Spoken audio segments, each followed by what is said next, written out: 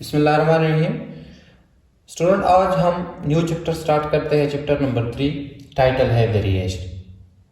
और इस वेरिएशन के चैप्टर में हम इस टॉपिक को कवर करेंगे, रेशो को, प्रोपोर्शन को, direct variation, indirect variation and joint variation. Variation क्या चीज़ है?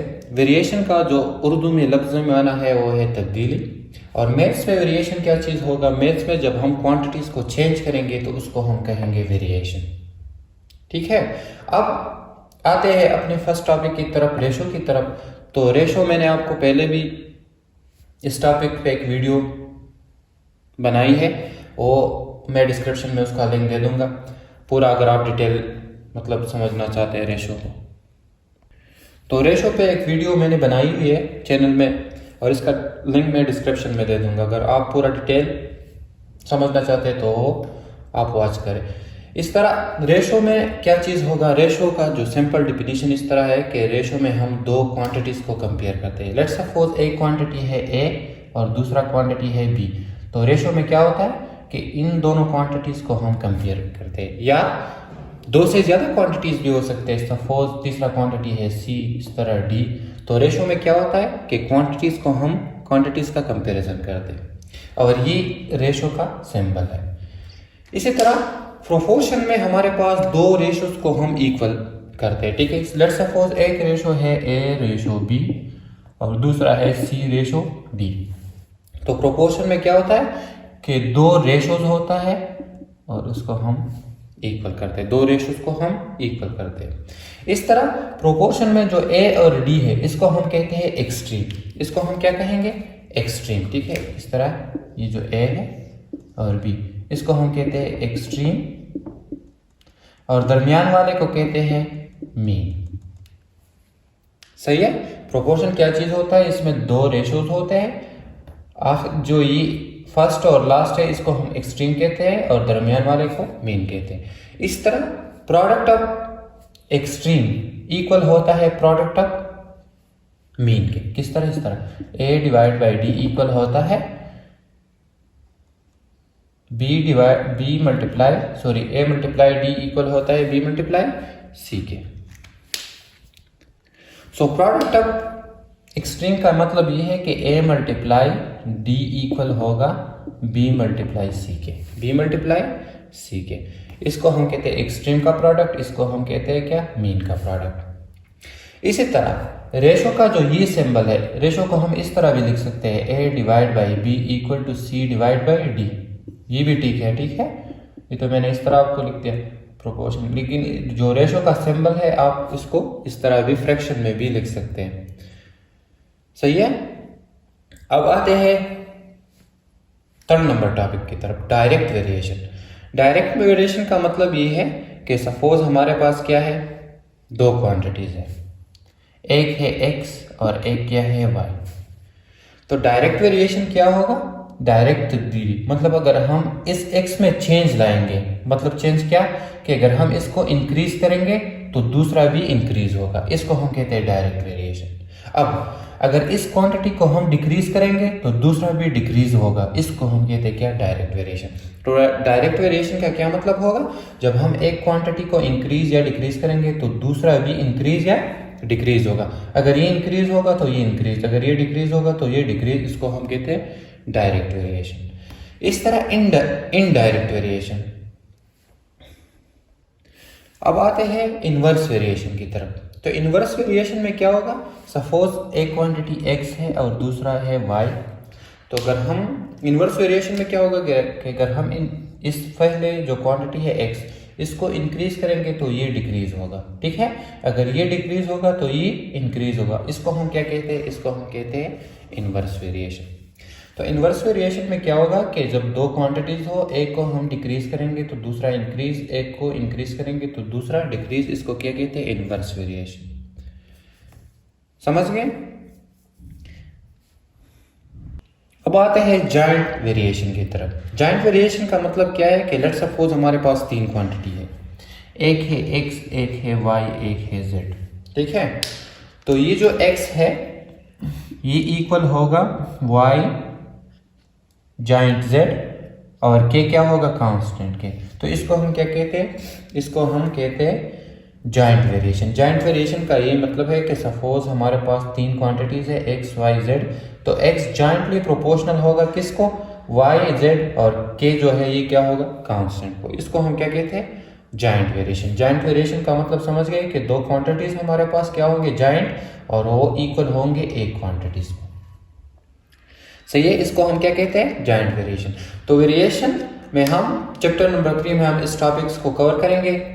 हर एक टॉपिक्स जो है इस पे एक्सरसाइज करेंगे तो आपको समझ आ जाएगा, ठीक है। रेशो पे एक्सरसाइज करेंगे, प्रोपोर्शन पे, डायरेक्ट वेरिएशन, इनवर्स वेरिएशन और जॉइंट वेरिएशन। रेशो का मतलब है दो क्वांटिटीज को कंपेयर करना। प्रोपोर्शन में दो रेशोज होंगे इक्वल। डायरेक्ट वेरिएशन में क्या होगा कि एक को इंक्रीज करेंगे तो दूसरा इंक्रीज, एक डिक्रीज तो दूसरा डिक्रीज। इनवर्स वेरिएशन में इंक्रीज तो डिक्रीज, डिक्रीज तो इंक्रीज। जॉइंट वेरिएशन में एक क्वांटिटीज जॉइंटली इक्वल होगा दो क्वांटिटीज के प्रोडक्ट और के कांस्टेंट होगा। अब रेशो पे एक क्वेश्चन करते हैं जिससे आपको समझ में आ जाएगा, ठीक है। तो एक्सरसाइज नंबर 3.1 में क्वेश्चन नंबर 1 है, which is the greater ratio, which is the greater ratio. एक रेशो है 5:7 और दूसरा है 151:208, ठीक है, 208।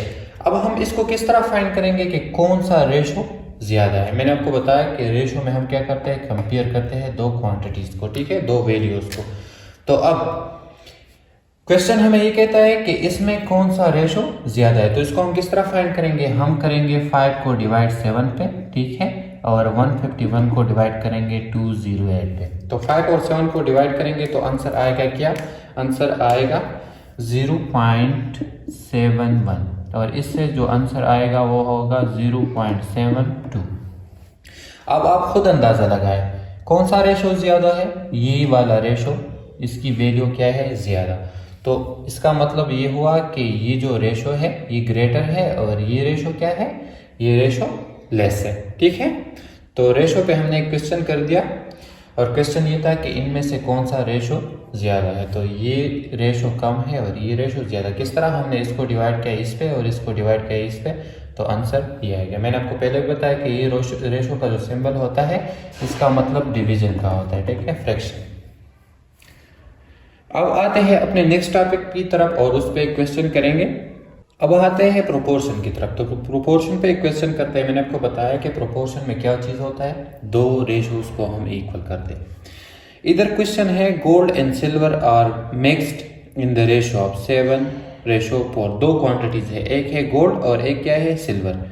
ये किसी चीज के साथ मिक्स किया गया हुआ है और क्वेश्चन में ये है कि एक 36 ग्राम, अगर 36 ग्राम सिल्वर है, ठीक है, इस चीज में, तो गोल्ड कितना होगा। लेट्स सपोज हमने जो गोल्ड की पूरी क्वांटिटीज है वो फाइंड करनी है और वो क्या है, गोल्ड की वो क्वांटिटी लेट्स सपोज हमें नहीं मालूम और वो है x। अब जो गोल्ड और सिल्वर का रेशो है, मतलब गोल्ड है 7 और सिल्वर का रेशो कितना है 4, किसी चीज के साथ मिलाया हुआ है। और हमने ये फाइंड करना है कि सिल्वर तो हमें मालूम है कि वो कितना है 36 और गोल्ड नहीं मालूम, वो हमने मालूम करनी है, ठीक है। तो वो प्रोपोर्शन होगा, इसका जो पूरा क्वांटिटी है वो गिवन है कितना, वो गिवन है 36 और गोल्ड हमारे पास क्या है, वो है x, वो हमें है नहीं मालूम। तो ये होगा x गोल्ड, जिस तरह ये पहले है इस तरह ये पहले होगा गोल्ड, ठीक है, x इन रेशो, इसका जो पूरा क्वांटिटी है वो है क्वेश्चन में 36। तो अब हमने क्या फाइंड करना है, इस गोल्ड की पूरी क्वांटिटी को। देखिए किस तरह फाइंड करेंगे। मैंने आपको प्रोपोर्शन में बताया है कि ये जो है ये, इसको हम कहते हैं एक्सट्रीम और इसको हम क्या कहते हैं, मीन। तो हमें मालूम है कि जो प्रोडक्ट ऑफ मीन है, प्रोडक्ट ऑफ मीन का ये मतलब कि 4 × x, ये इक्वल होंगे प्रोडक्ट ऑफ एक्सट्रीम के विच इज 7 × 36। अब ठीक है, अब ये इक्वेशन है, इक्वेशन का ये रूल है कि अगर ये चीज़ इधर मल्टीप्लाई है तो उसको अगर हम इधर शिफ्ट करेंगे तो क्या हो जाएगा, डिवाइड हो जाएगा, ठीक है। तो ये हो जाएगा डिवाइड। अब इसको डिवाइड करेंगे तो 4 1 4 4 9 36 और 7 और 9 मल्टीप्लाई होकर बनेगा 63। तो गोल्ड की जो क्वांटिटी है वो आ गई, वो कितनी 63 ग्राम, ठीक है। इससे हमने प्रोपोर्शन से हमने ये फाइंड कर दिया। तो प्रोपोर्शन के क्वेश्चंस को हम इस तरह सॉल्व करेंगे, ठीक है। सिर्फ आपने ये याद रखना है कि जो प्रोडक्ट ऑफ मीन है ये इक्वल होगा प्रोडक्ट ऑफ एक्सट्रीम के। एक क्वेश्चन डायरेक्ट वेरिएशन पे करते हैं, ठीक है। तो क्वेश्चन नंबर 5 एक्सरसाइज नंबर 3.1 है, there is a direct variation between x square and y. मतलब क्या है कि वाई और एक्स स्क्वायर के दरमियान क्या है, direct variation. Question number 5 exercise number 3.1। Question में गिवन है व्हेन x इक्वल टू 7 और y equal to what, y equal to 49। Part 1 ये है कि आप फाइंड करें क्या, y को हमने फाइंड करना है अगर x हो कितना, x हो 9। और दूसरा पार्ट है कि आप x को फाइंड करें अगर y हो क्या, y हो 100। y क्या हो 100। तो देखें सबसे पहले हम क्या फाइंड करेंगे, सबसे पहले हम फाइंड करेंगे k को किस तरह फाइंड करेंगे, y डायरेक्टली प्रोपोर्शनल है x स्क्वायर को, ये है क्वेश्चन में गिवन। इससे हम फाइंड करेंगे, इस सिंबल को हटाएंगे तो क्या लगाएंगे k विच इज कांस्टेंट और x स्क्वायर। अब k इक्वल होगा y divide by x square के, और इधर y क्या है 49, ठीक है, और x क्या है 7 और 7 स्क्वायर, तो 7 स्क्वायर क्या आ जाएगा 49, तो 49 डिवाइड बाई 49 इक्वल टू 1 तो k की वैल्यू क्या आ गई 1। अब हम फाइंड कर सकते हैं पार्ट नंबर 1 को, y हमने फाइंड करना है, ठीक है, और x गिवन है 9, k क्या है, k है 1। तो हमें मालूम है कि y इक्वल होगा k इंटू एक्स स्क्वायर के, सही है, k इंटू एक्स स्क्वायर के ना। तो अब y इक्वल हो जाएगा k की वैल्यू 1 और x गिवन है क्या 9, तो 9 स्क्वायर, तो ये हो जाएगा 81। ये क्या आएगा 81। इस तरह जो सेकंड पार्ट है वो क्या है, x हमने फाइंड करना है और y गिवन है 100। तो हमें मालूम है कि y बराबर है k इंटू एक्स स्क्वायर के, ठीक है, और y एक्स स्क्वायर बराबर हो जाएगा y डिवाइड बाई k के, ठीक है। तो y इक्वल है 100 के डिवाइड बाई 1। अब स्क्वायर को हटाने के लिए हम क्या लगाएंगे, अंडर द रूट, तो x बराबर हो जाएगा 10। आंसर क्या आएगा, आंसर आएगा 10। तो इस तरह डायरेक्ट वेरिएशन पे हम क्वेश्चन सॉल्व करेंगे। सबसे पहले आपने कांस्टेंट को फाइंड करना है, ठीक है, देन आपने क्वेश्चन को सॉल्व करना है। अब एक क्वेश्चन इनवर्स वेरिएशन पे करते हैं, ठीक है। तो क्वेश्चन नंबर 6 है एक्सरसाइज नंबर 3.1 में कि x और y दो क्या है क्वांटिटीज, ठीक है, एक है y और एक क्या है x, और इसके दरमियान क्या है इनवर्स वेरिएशन। तो इनवर्स वेरिएशन को हम इस तरह लिखते हैं, ठीक है, इनवर्स वेरिएशन इस तरह होगा, मतलब अगर ये इंक्रीज होगा तो ये डिक्रीज, अगर ये डिक्रीज होगा तो ये इंक्रीज। अब क्वेश्चन ये कहता है कि x अगर हो क्या 4 और y कितना हो 6, तो पार्ट नंबर 1 फाइंड करें क्या, y की वैल्यू फाइंड करें और x जब हो कितना 12। और सेकंड पार्ट इसका ये है कि क्या फाइंड करें कि x को फाइंड करें अगर y हो कितना, y हो 24। तो उसी तरह डायरेक्ट वेरिएशन की तरह अब इधर भी हम क्या फाइंड करेंगे, कांस्टेंट को किस तरह फाइंड करेंगे, y इनवर्सली प्रोपोर्शनल है x को, तो y इक्वल होगा k डिवाइड बाई x को, ठीक है, और k बराबर हो जाएगा क्या y मल्टीप्लाई x को। अब y क्या है 6 और x क्या है 4, तो 6 4 24। k की वैल्यू क्या आएगी, k की वैल्यू आ गई 24।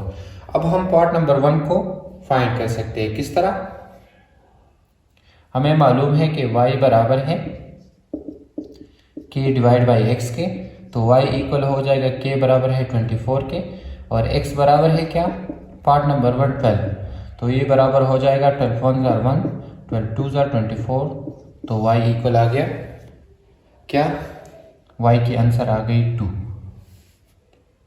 सही है। इसी तरह पार्ट नंबर 2 को देखिए, हमने x को फाइंड करना है, हमें मालूम है कि y बराबर है k इंटू एक्स, ठीक है, और k बराबर होगा क्या y इंटू एक्स, तो x बराबर होगा k डिवाइड बाई y के, और k बराबर है 24, और y बराबर है 24, तो x बराबर हो जाएगा 1 के। तो इस तरह हम x की वैल्यू इनवर्स में इस तरह फाइंड करेंगे। देखिए इनवर्स वेरिएशन में क्या होता है, डायरेक्ट वेरिएशन में सपोज दो क्वांटिटी है y, तो डायरेक्टली प्रोपोर्शनल होगा किसको, x को, ठीक है। ये डायरेक्ट वेरिएशन है। और ये क्या है, इनवर्स वेरिएशन, मतलब अगर हम इसको इंक्रीज करेंगे तो ये डिक्रीज होगा, और ये इसका क्या है, ये इसका मैथमेटिकल फॉर्म है। अब इस सिंबल को हटाने के लिए हम क्या लगाएंगे, कांस्टेंट, और कांस्टेंट क्या होगा, k। तो सबसे पहले हमने k फाइंड करना है इस वैल्यू से, ठीक है। देन हमने ये फाइंड करना है, ये वैल्यू पुट करेंगे, k की वैल्यू पुट करेंगे तो ये आ जाएगा। और दूसरा पार्ट जो इसका है, इसमें क्या फाइंड करेंगे, x को, तो k की वैल्यू हमें मालूम है और y हमारे पास गिवन है 24। तो इस तरीके से हम इनवर्स वेरिएशन की क्वेश्चंस को सॉल्व करेंगे।